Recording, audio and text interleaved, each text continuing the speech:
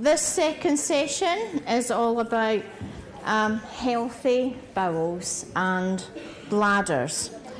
And we need to know what is healthy before we know what we're looking for and what is unhealthy. And that's for all. That's for all of us, not just for people with additional needs, because we've all got bowels and bladders. And unfortunately, we sometimes get too busy and we don't think about little Miss Wee and Mr. Pooh as much as we should. So this is an anatomy apron, all right? And the kids absolutely love it, okay? And when I'm talking to kids and young people about, again, they've got to know what the norm is before you can say, hey, you've got a problem here, is that this is a really good little book called From Chewing to Pooing, okay? Or I call it, rather than the gastrointestinal tract or the digestive system, there's lots of different words, I call it the food to poop tube, all right? And literally, it's a conveyor belt. So, and I say to the child, the food, you eat your food, and it chomps. It goes down your food pipe, this orange bit here, and then it goes in, and I'll say, do you know what is that? Yes, it's a small bowel, and it is quite long. Woo! All right. So they love doing this. It's a lovely pink sausage, okay? And basically I say to them that all the food that you eat, this pink sausage takes all the good stuff that you eat, all right? And that's used to power your body so that you can grow, so that you could think, and most importantly, so you can play, all right? And you're like, oh, this is wonderful, okay? The food to poop tube is probably about 10 metres long, all right? And from when you eat, if we've got nice healthy bowel transit time, it should all go through within about 24 hours, all right? And that's healthy bowel motions, okay? A really good test, and this is where you do need to check before you flush. No need to rush. Check before you flush. Know your number. We'll go on to numbers in a minute, okay? But a good test is a sweet corn test, all right? That when you consume sweet corn, it should all pass within 24 hours. If they don't like, and you'll always get, oh God, they don't like sweet corn, they're really fussy, these fussy kids. You know what is really lovely? Is edible glitter. Okay, so get edible glitter and make them have a teaspoon, and it'll come through as well. All right. So this is when I'm talking to the kids about it. I use my anatomy apron so they kind of get an idea. Now, the large colon. Okay. Mr. Pooh, and I'll just get a poo. I've got a poo somewhere.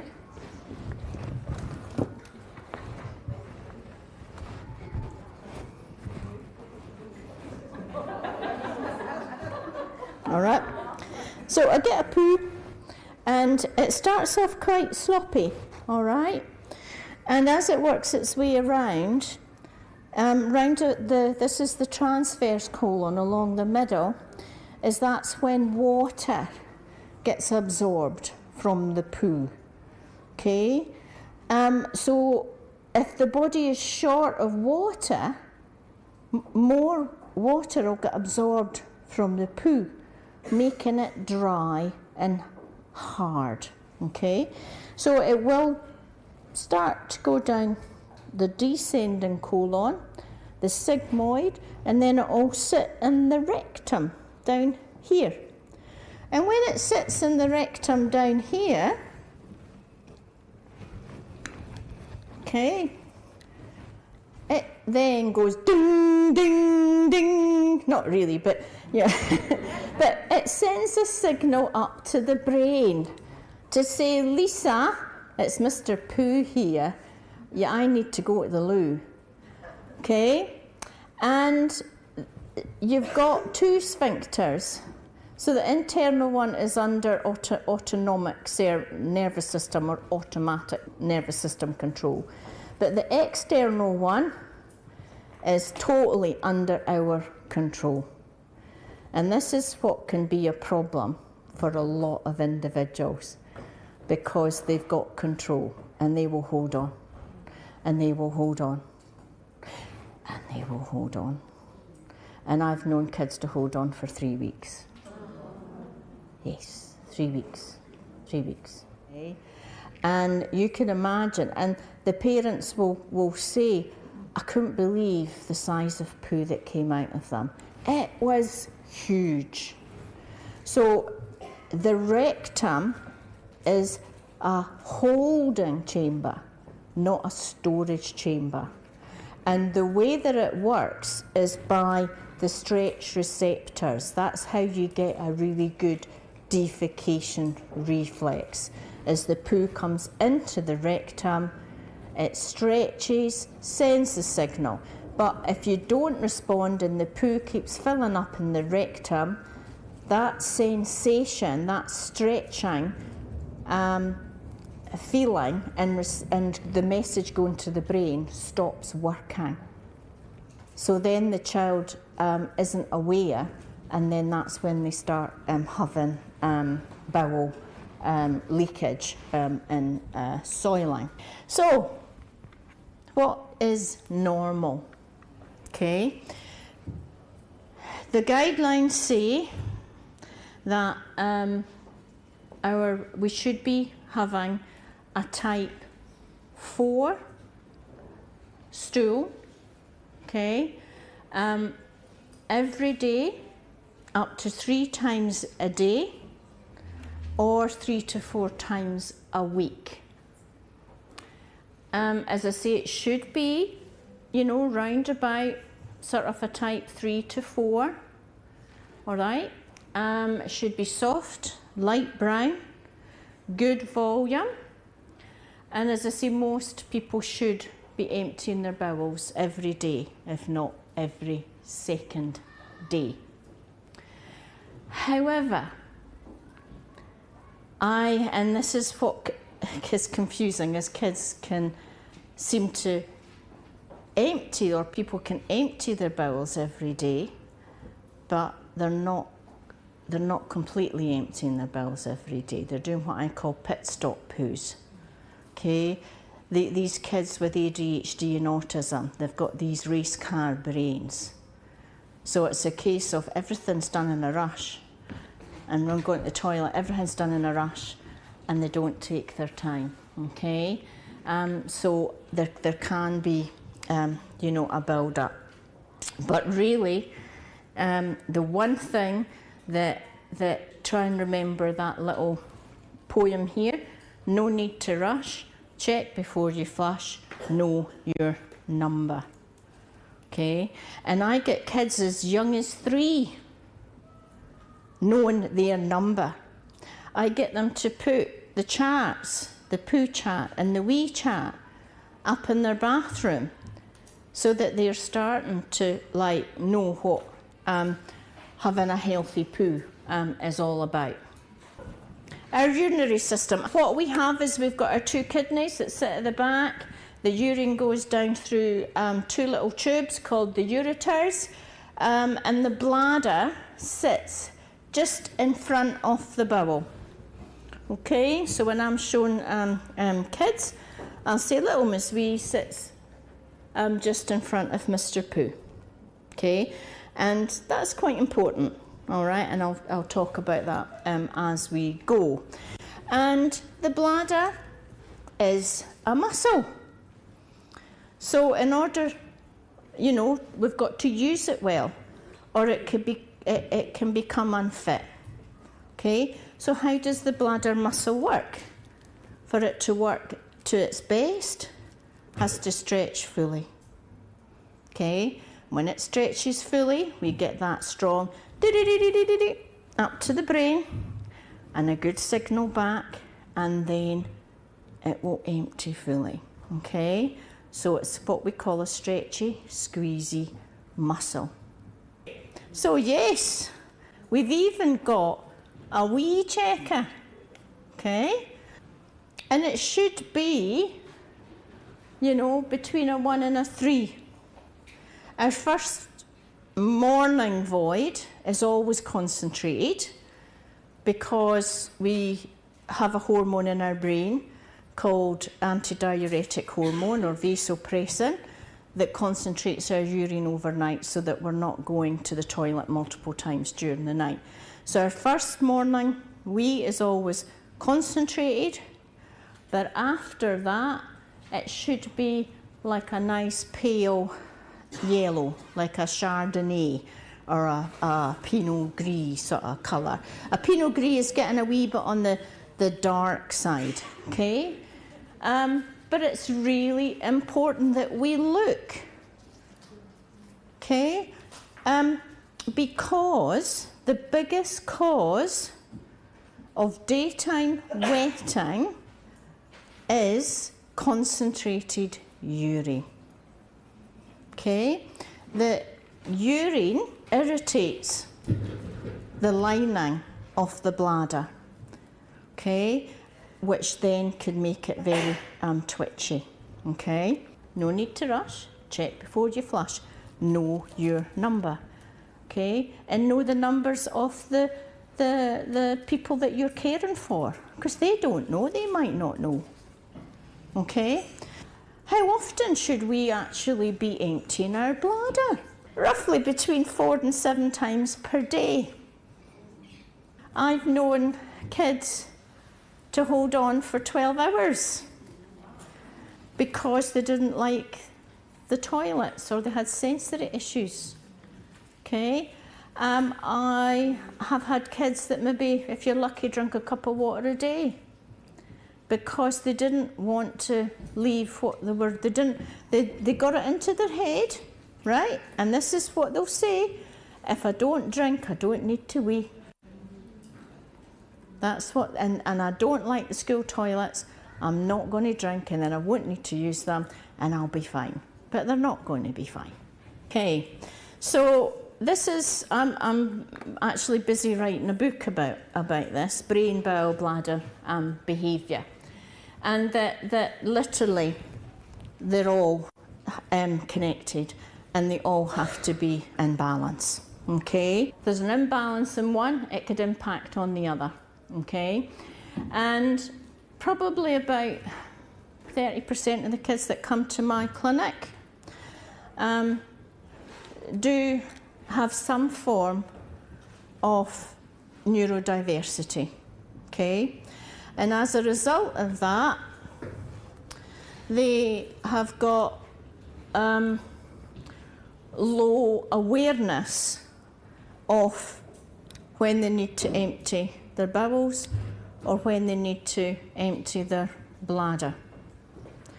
And all of that, okay, you've got the brain, and it has that impact on the bowels and the bladder. And again, it can then result in problems with their behaviour as well. And yeah, I've got a lot of case studies of children. This was one of them. She was like 4.5, and the parents kind of said, no, I'm getting rid of the dummy. And she was a highly sensitive little girl and had a lot of sensory issues. And they removed her dummy, and she started, you know how they do the lip sucking, and then the thumb and everything. And her behaviour changed, okay? She became quite anxious and started soiling. You know, withdrawing the dummy led to her being extremely anxious, and that had a physiological impact on her, particularly her bowels, leading to fecal impaction and overflow soiling. Here's another one. that he, this child had been fine, and they moved house, and was cold, clinical, really, really like bright lights, with a huge big mirror, and he just was not. This was not a comfortable space for him to be. He didn't feel safe there, and his behaviour deteriorated. He started having angry outbursts and had wetting and soiling because of that change in the environment.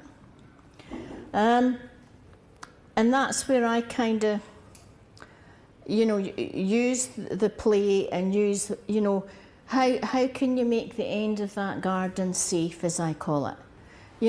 Like we have all kind of gone to these lovely streamlined, tiled, white bathrooms, and they're a sensory nightmare for a lot of individuals because it's just too, you've got the sound that echoes, you've got the bright lights, you might just the textures, everything is it just puts them on high alert.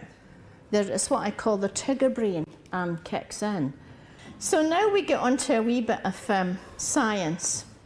Okay, and this is the autonomic nervous system.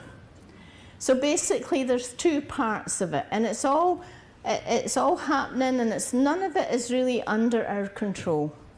Okay, it's all in response to what's going on around us, what our body's receiving, and how we're perceiving it. Okay, so we kind of have the parasympathetic side, which is the chilled side. And that's the side we want to be in all the time, well, most of the time. Okay? And because when we're in the chilled side, everything's nice and calm and it's all working beautifully, all right? Particularly the bowels and the bladder. Because in the blue side, the chilled side, we've got good blood supply going to the bowel, so it works really well, and also going to the bladder, so it's working really well.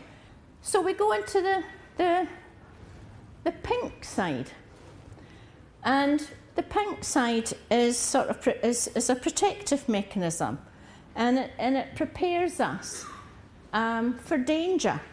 Okay, and it's that we need that there for whatever, if we perceive something as frightening.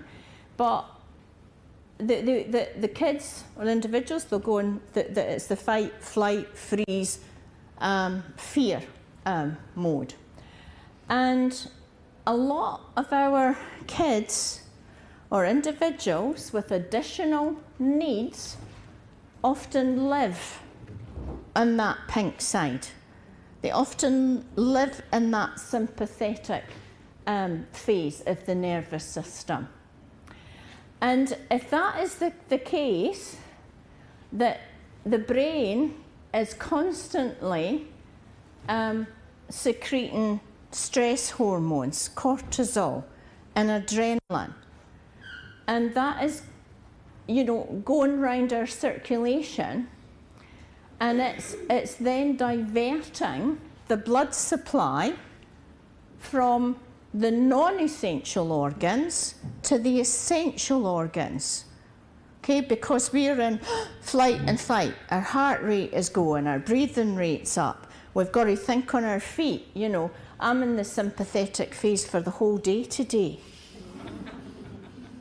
I'm not really, but basically what happens is the blood supply gets diverted to all the essential organs, the brain, the heart, the lungs, and it gets taken away from the non-essential organs, the kidneys, the bladder, and the bowel. So if that is going on constantly, you can see that that is why kids or individuals with additional needs will land up having problems with their bowel or their bladder. I'm also going to bring up is that next to the brain, the bowel is the next most sensitive organ that is affected by feelings and emotions. You know, we have to look at ways, you know, so we're not just thinking of managing problems with laxatives in the medical pathway. We've got to be looking at the mental pathway, the emotional pathway as well. Okay, if we're going to improve their bowels and bladder, we've got to be looking at how can we aim to try and keep them in the blue state, the parasympathetic state. So I've kind of explained that. That's the what I've just kind of gone through. And I've also talked about, as I say, that kids with additional needs actually tend to live on their tiger brain more than their owl brain, okay? But you've got your front here, your prefrontal cortex, which is the owl brain, so it's the computer for the body, and you know, it's the one that processes, it receives information, processes it, and puts out the good decisions, you know, the choices, what the best thing for the kids to do. Then you've got your elephant brain, okay, which is kind of down here is your hippocampus, and that's all about emotions and feelings, okay. And we say the elephant brain because an elephant never forgets, all right. And that is the case with it's important that we have that hippocampus so that we remember good things and bad things. And then down at the bottom here is the amygdala, all right, and that's our tiger brain, okay, who's on the go, high alert, and busy. And often the tiger brain and the elephant brain can block the signals from the owl brain, okay. And I'll give you an example. I had, you know, just talking about constipation. I had a boy, all right, and he had ADHD. He had ADHD, and he's you know, got the busy tiger brain, busy tiger brain, and doing pit stop poos, not having time to go to the toilet. And then as I say, we get the stool withholding, we get the hard, painful poos. And then he starts avoiding going to the toilet because the elephant brain is kind of, oh, that really hurt, didn't it? That really hurt. Don't go back there. So basically, they're like the terrible twins. And it's blocked the message to the owl brain to say, hey, you need to empty. The behaviour from that child was that every time mum said, hey, you know, John, come on, I could see that you're, you know, and normally they're, whatever they're doing, you know, or the plank, or they go and hide, let's go to the toilet. I could see Mr. Pooh's needing to come out. And he would yell and scream, you know, he would fight his mum. So yeah, he would run away, flight, run away and hide. Fight, flight, fight, fear. If he was plonked on the toilet, he had that fearful look on his face and he would freeze. And this would annoy his mum, okay, because come on, you know, and then 10 minutes later he'd get off the toilet and what would happen? He'd poop in his pants, okay? And it's all to do with the autonomic nervous system. So we get on to 8 tips for a healthy bladder. All right, so really, one of the most important ones is what I've already talked about, is know your business, know your number, all right? The children or the people that you're working with is know their business and know their number, know if it's normal. And really, yeah, it is about being a Sherlock Holmes and being a poo and wee detector. And for kids or people with additional needs, it's for as long as they need you to be that for them. And for some, it is lifelong. All right. Some people with Down syndrome are not aware they've got hypotonia or low muscle tone. And yes, they might have a bowel motion every day, but they haven't got the strength to completely evacuate. And then steadily over time it builds up, and they're not aware. So it's the caregivers that need to be aware.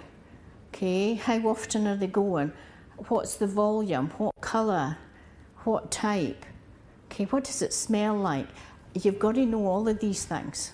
Okay, so it's knowing the person and knowing what they are doing. Okay, fluid intake. All right, and I want to kind of change people's thinking on this. All right, and we do need to be drinking water more as cupfuls rather than sipping. Okay, and it's mainly because that's how the bladder works. Bladder is a muscle. So if we're going to make it work better, it's better to drink water as cupfuls. And it is going to be bigger and stronger.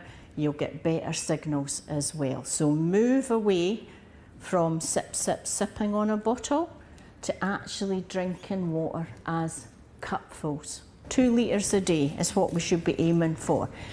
It's not just water, it's fluids, but also the right fluids, okay? For kids that are really fussy and don't want water, I will say, get these flavoured mineral drops that you can get at the supermarket, okay? Let them have a little bit of diluted cordial that's sugar-free, if it's going to increase their fluid intake, all right? Look at water-rich foods, that is just full, like cucumber, pineapple, kiwi fruit. What is their normal? Okay, everybody's different. One person might just go, every sort of couple of days. But yeah, it's important that we know what is their norm. We are now into the fun part. I show every child that comes to my clinic, this is how girls should sit on the toilet, this is how boys should sit on the toilet. So the first thing is that we all need to have a squatty potty, all right, which is really just a toilet stool, okay? So first of all, and I'm just going to say that boys should, and men, we should be actually sitting more on the toilet so that we get better bladder emptying and full bladder emptying, okay? A lot of boys and men will do quick pit stop pees and not completely empty their bladder. So I kind of say to a lot of boys, when you're at home, sit to wee, sit to wee. You don't need to stand. Alyssa is in what I call, and not quite this yet, but I'll get there with that, all right, is in what I call the squatty potty position, all right? As her feet are flat and relaxed on a footstool, and her knees are above her hips, about a 30 degree. And that ensures that the buttock muscles, the thigh muscles, the leg muscles, everything is nice and relaxed, okay? If kids are not relaxed on the toilet, or people are not relaxed on the toilet, they're not going to empty properly, all right? And again, I see a lot of girls just pants half-mast. So I say pants to the ankles, has to be to the ankles, and spread the knees wide and take your time. All right, take your time. So how do we get kids that are tense and anxious, or I haven't got time to sit on the toilet? How do we get them to relax, reduce anxiety and take their time? And this is where toilet treasure bag comes in, or the toilet gym bag for older people, or the chill bag for adult, whatever, okay? You adapt it to the person. So the first thing that I always say to the child is you need to sit and rub. So you're sitting and rubbing. Rub the tummy, okay, in a clockwise direction. Let's get Mr. Pooh awake. He's asleep, Alicia. We need to wake Mr. Pooh up. Okay, hopefully. Not right. No. And then we've got to do sit and rock. Okay, so you know that one. Rock back and forward, rock back and forward, rock back. And that really, really does work. You need to try it, all right?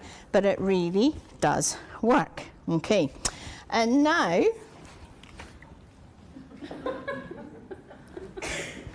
you're wondering what we're doing here, okay? Now, the kids love this because I do this, and I'll say, right, okay, to get Mr. Pooh out, we need to be able to give him a wee helping hand here. So we're going to be a moo cow. I want everybody to go moo. Now, what happened there? You feel it.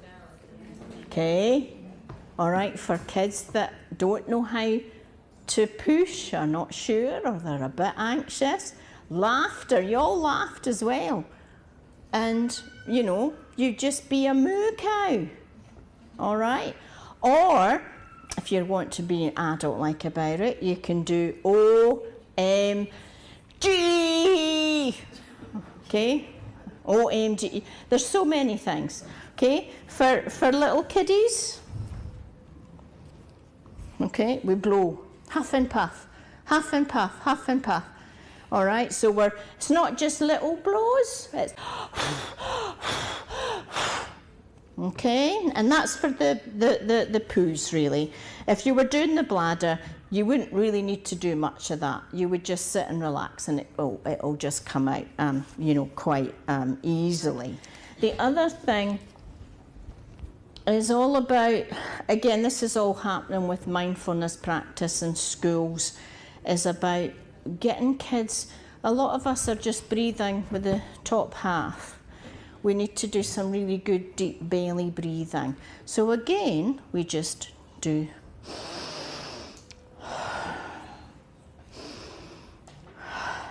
okay. And normally I will kind of try and say to kids, and they often do like to have a timer, so I will say to them, you know, you need to use a timer so that we take our time. So either a sensory timer or a digital timer, so that we can actually slow these busy kids, busy people, busy Tigger brains, really.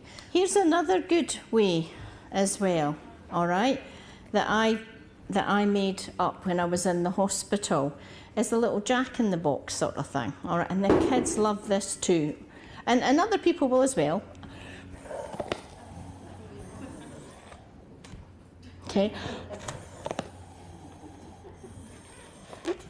Okay, so again, it's just things to help them to distract them as well. All of these things are distracting them. Okay, this is also quite good.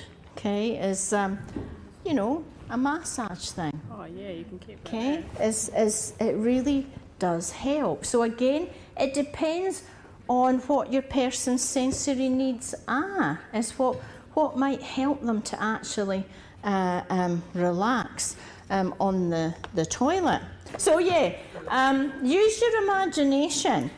You know, we've got to slow these people down. We've got to slow, especially like, you know, kids with neurodiversity, autism, ADHD. They do everything. They've got what I call race car brains, really. Healthy diet goes without saying, all right? And I often do the hard talk with you know, that, oh, they just keep eating chippies and biscuits and whatnot. And I'll kind of say, well, who's in charge of the shopping? Okay, who puts the stuff in the trolley? Okay, is maybe just buy things where kids only have healthy options. But again, it's not straightforward. You know, kids that, yeah, I've got quite a few kids who have got very restrictive diets and will only eat white food. Again, I've already said the bowel and bladder, they're muscles. We just can't see them. But we do need to be keeping them as active as we can. How do we keep them active? We keep our body active. The hazards of immobility cannot be underestimated. With the kids, I suggest trampolines, older people, reformers, the reformers that you get. Just a little trampoline that you can have in the house that you can jump on. Okay, they're all really good to get the bowels moving, to get things moving, all right? Screen time, all right? And really there is, for particularly individuals that have nocturnal enuresis and wet the bed, is that I immediately say, right, we've got to put in this 1 hour rule. And the 1 hour rule is 1 hour before bed is no water, no milk, no food, no bright lights or screen time. And the research has shown that, so it really, really does help, is to 1 hour before bed, again, as you're tuning into your parasympathetic, your blue state, okay? It goes without saying that if you think that it isn't just because they've got this disability, you know, that there's an issue, get help early. And these are all the individuals that can help. Continence New Zealand, they do run a helpline as well, so that people can actually phone in and get some really good support.